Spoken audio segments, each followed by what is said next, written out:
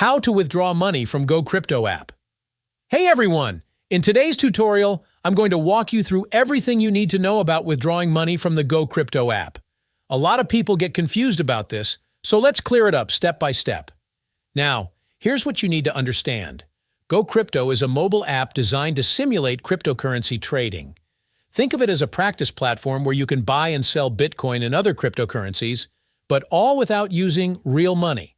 As you can see on my screen, my current balance in GoCrypto is about $5,000. Pretty exciting, right? But here's the important detail. That balance is made up entirely of virtual currency.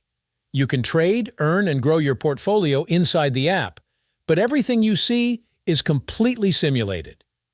If you head over to the Play Store and look at the app description, you'll notice that GoCrypto is listed as a trading simulator. That means it works more like a learning game than a real exchange. The idea is to teach you the basics of crypto trading, let you test strategies, and get a feel for the market, all with zero financial risk. So what about withdrawing money? Here's the truth. Even if you make profits in GoCrypto, those profits are not real.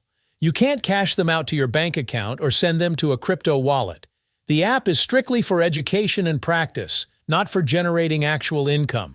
I also double-checked this online, and it's confirmed everywhere. GoCrypto is only a simulation tool. The money you see in the app is not real, and there's no way to withdraw it. So to wrap things up, GoCrypto is a fantastic way to learn and practice crypto trading without risking your own money. But remember, the earnings you see are just virtual, and they stay inside the app. If you still have any questions about GoCrypto or other trading platforms, drop them in the comments below, and I'll do my best to help. And if you found this video useful, don't forget to like this video and subscribe to the channel for more tutorials like this one.